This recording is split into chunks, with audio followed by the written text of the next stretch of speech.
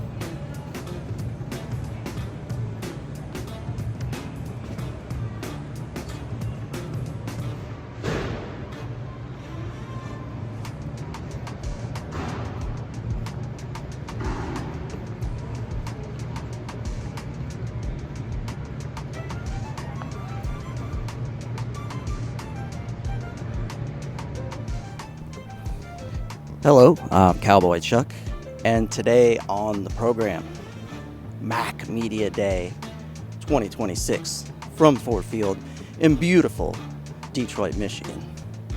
Let's check it out.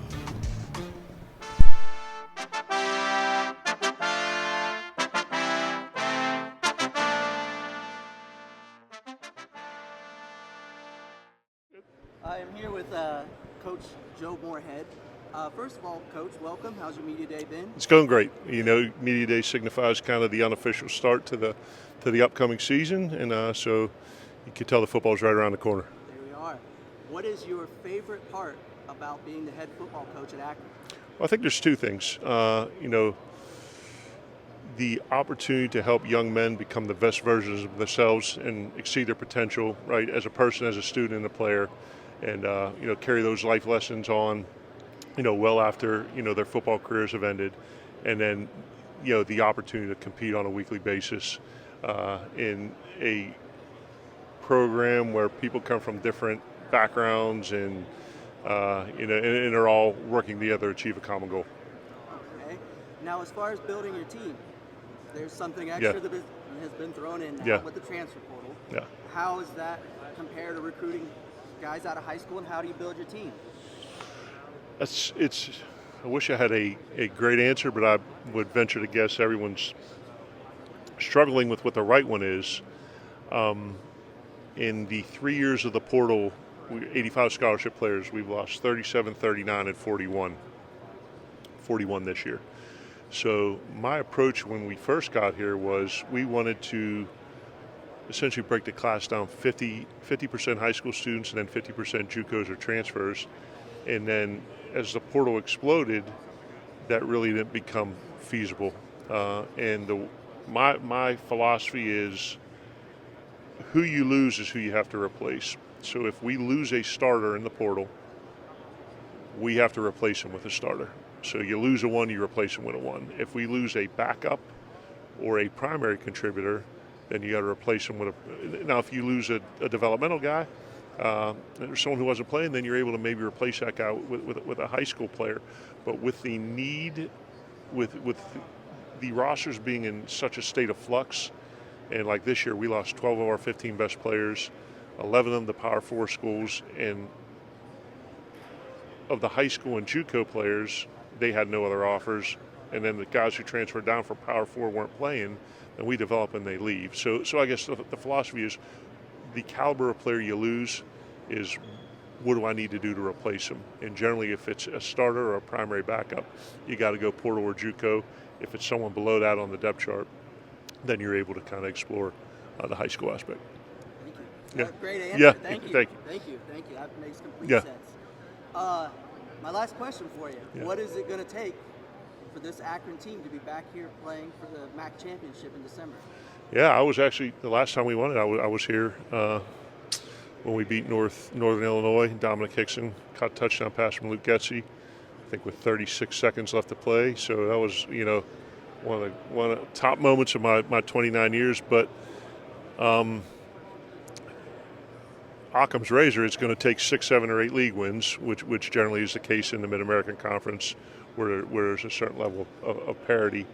But as you know, we took over a train wreck of a program and slowly built it to the cusp of bowl eligibility. With the lowest budget in the country and these ridiculous APR sanctions. But to me, we need to do simple better. And we talk about practice habits being game realities. And when I met with the players after the season in our individual exit meetings with Coach, what do we need to do? Because I think we had 3 or 4 games that maybe were decided by a touchdown or less. So we talk about preparation, passion, physicality, precision, and then persistence. And doing that every single day and keep stacking those days up on top of each other with a level of consistency where when you get to the game, you've earned the right for the ball to bounce in your direction. So for us to be back here, we've got to do all of those things every single day in everything that we do.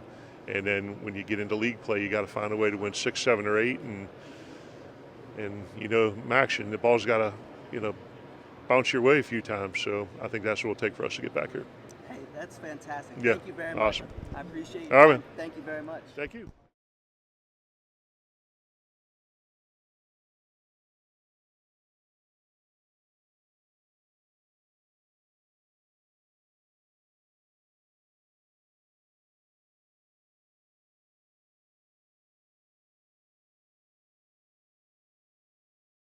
Good.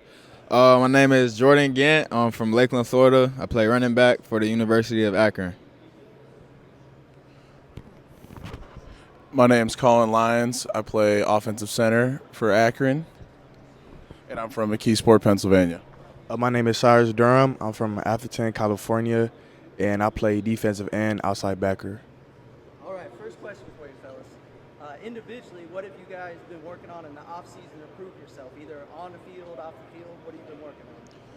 Yeah, the biggest thing mentally that I've been working on is a next play mentality. In the past season, I found sometimes that getting caught up on plays, was a level of improvement for me. So, being present in every play.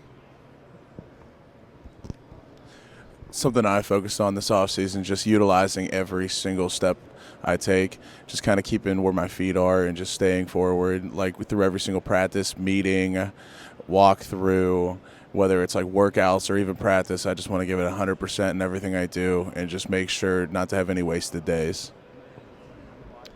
For me, mentally, I just been trying to strengthen my faith because, without, you need the mind moves the body. And then as far as like physical, well, I guess another mental one would be just like watching film. I just been trying to do a better job of knowing when the blitz is coming or knowing what type of fronts I'm going to have, so that way I can kind of already see what's going to happen before the play even starts. And just physical, I just been putting on body armor, just trying to get my body prepped for to be able to handle the full length of the season. Next question. If you want to start off. Yeah. What makes you dangerous on the football field? I'm not a guy that really likes to talk about myself too much, but I guess what make me dangerous is my mental. I'm like so big on my mental going into games because I feel like that gives you a better edge being better than being just physically better than your opponent. Because like shoot, if you have the mind of a coach or you got the mind of a quarterback, it's really gonna be hard to stop you on the field. So. Something for me is that I just give 100% every play, and I just think that's one of the mindsets I have going in is that, like, I'd rather go 150% and lose the rep than go 50% and just win the rep. So I just know regardless I'm going to give 100% relentless effort, whistle to whistle, and even a second after, and just do everything I can do in the power to put Jordan, put Reese, and everybody in a better position to make a play. Yeah, I would say for me what makes me, a dominant player is my mind. Understanding how to strengthen my mind in several avenues. That is the biggest advantage, along with my physical advantage as well. And, yeah, just my mind, yep. All right, last question I got for you guys. What do you enjoy most about being a student athlete? What do you enjoy most about college? Yeah. I would say what I enjoy most about college is, being in a new state, being in a new city. This is my first time here in Detroit. So, expanding my knowledge and my perspective. So, yep, just growth. For me, the thing I enjoy most is just like the brotherhood involved with it, being part of something bigger than yourself, just like relying on one another, growing close friendships and bonds, and just like throughout the years, just continuously getting closer with everybody and just being part of that brotherhood and everything. I'll piggyback off of what Colin said. Brotherhood has been a pretty big part of it for me.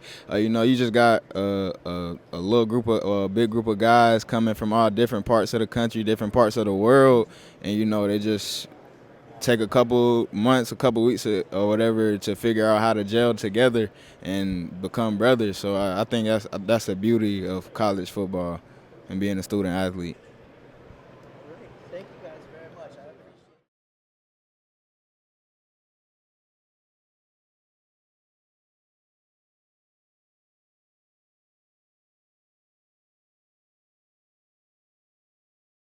Hello, I am Chuck here with the RCL Network. Today we have Mike Urimovich in photo and in person. It's a beautiful thing. I just have a few questions for you, just three quick ones. First off, what do you enjoy most about the head coaching process? Well, I enjoy working with the players. There's a lot of my job that isn't when you're with the guys, when you're budgeting or hiring a staff or working with academics or equipment. But my most enjoyable part of my day is when I'm around the players, whether it's at practice or in meetings or having them in my office to find out how they're, progressing academically. I got into coaching to help kids, so that's the best part of the day. Okay. What are the challenges that you now face recruiting-wise with, high school players versus the transfer portals, and how do you go about building a team? Yeah, really there's challenges in both. You're trying to build your roster through high school players, which is what we want to do. We want to bring in high school guys and develop them. But because the players have the ability to leave now, which I'm all for, they should be able to go where they want to go. It does necessitate the need for us to bring in transfers from time to time to the transfer portal. We've got a lot of transfers the last 2 years because we've been a new staff. I see that number coming down lower and lower every year once we've got the guys that we've recruited in there and we get to retain them a little bit better. Okay, my last question I have for you, what is it going to take for this football team this year to be back here at Ford Field playing for the championship game? We got to have a great August to start. We start training camp in 14 or 15 days here, and it seems like a long time away to get here in November, but it really does. It started in January with our off-season program and then spring ball, and now we're through the summer phase. But I'm really excited about our roster. We got a big August ahead of us before we play Ohio State week 1. That sounds fantastic. I appreciate the time today. Thank you very much. You have a great day.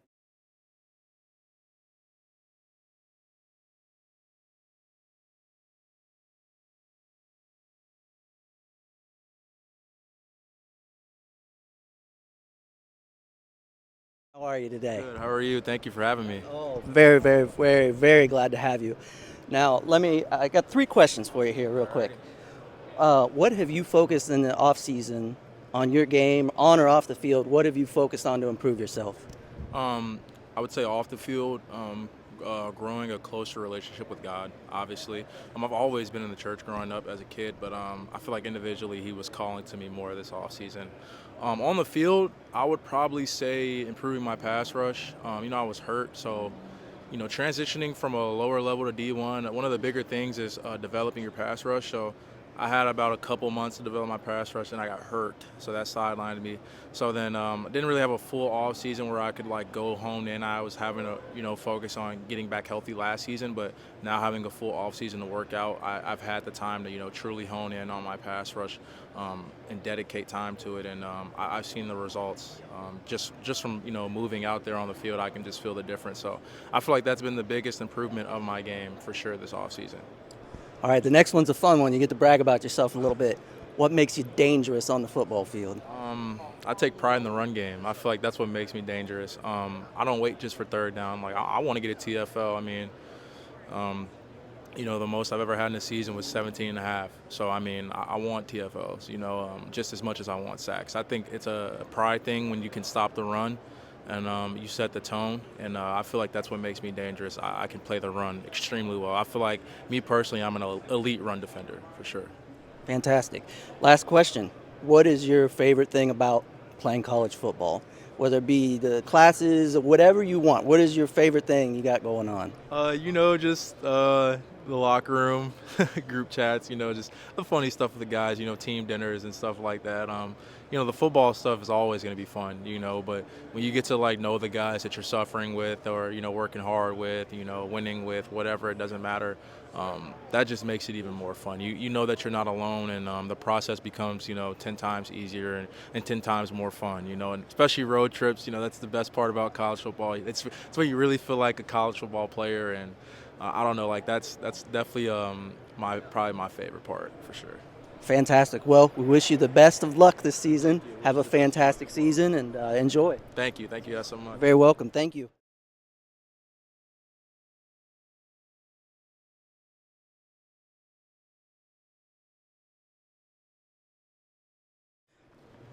I'm Chuck here on the RCL Network. I am with Chris. Chris, how are you today? Good. How you doing? I am doing very, very good. How's Media Day going for you so far? I mean, it's great. I mean, it's such a surreal place to be here. Obviously, looking up and seeing myself on the banners is awesome. To see all this hard work that, you've paid for me the past 5 years, to be here finally, it's awesome. Fantastic. Now, off the field, this off season, what have you done to improve yourself, either on the field, off the field? What have you been getting into? I think the big thing for me was honestly shaping my body. So ever since freshman year, I came in pretty big. I was about 360, which is insane, and I didn't really care. I just thought, hey, I'm big. I'm going to be bigger than everyone. Obviously, you get to this level, that's not going to cut it. Everyone's faster. Everyone's more athletic. So I'm like, okay, I need to shape that more. So I really focused on getting more lean, about 320, 325, being able to move fast. Obviously, in today's age, you want quicker offensive linemen. There's not a lot of 6'10", 325 offensive linemen out there, but I think having that, being my length, it's given me a big advantage. I think the other thing I learned is just kind of more off the field as being more a leader in the, in the community, doing more stuff. That's kind of one I want to pride myself on, was not just being, a leader on the team, but in the community and represent Ball State in a good way. So get involved in much stuff as I can. Obviously, my roommate got involved in this program that he did, so I kind of lean off of him, and obviously we both just want to make Ball State look good. That's fantastic. Now the fun question here, and the one where you get to be as arrogant as you want or as confident as you want. What makes you dangerous on the football field? Obviously, like I already said, I think it's my length. I have a 7-foot wingspan. Not a lot of people have, those facilities, and I think being able to get my hands on someone before they can even get off the ball is my biggest advantage, and I've seen it work. And obviously, and also just me being huge, I could mess up on a play, but me being as large as I am, I'm being in the way, they're still going to rip it for a 60-yard touchdown. So I think definitely my length is my biggest advantage. All right. Second to last question, because I was asked to add a question in here, but what's your favorite thing about being a college athlete? Obviously, I think it's just the game days.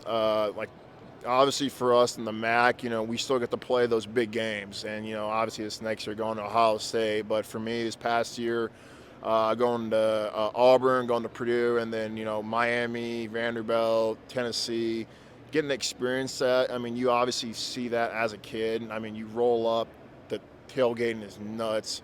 You go in the stadium 2 hours before the game, student section is filled, they're yelling at you, cussing at you, and you love that. And I love that, and I love playing in that environment.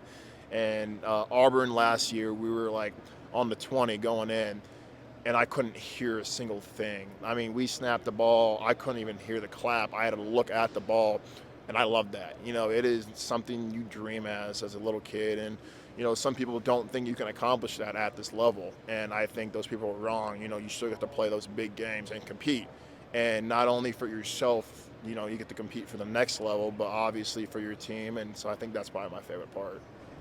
And the receiving skills. What is it with these receiving skills? What happened here? Yeah. So last night with all the guys, we all got together, all the guys, and there was playing the NCAA game, and we were playing Sac State, and I've personally am not that good. My roommate beats me up all the time on it, but I was honestly giving it a try, and I was up a little bit, and there was like a minute left in the game, and I was like, you know what?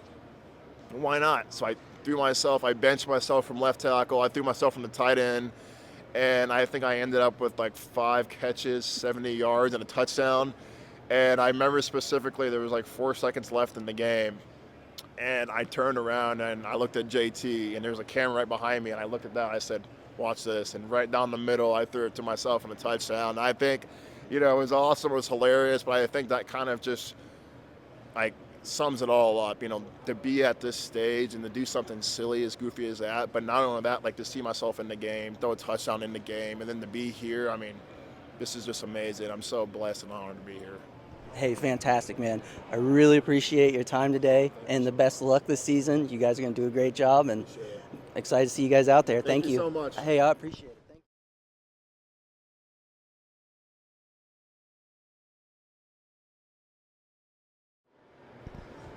Hello, I'm Cowboy Chuck, live from Ford Field, Mid-American Conference Media Day 2026, coming to an end.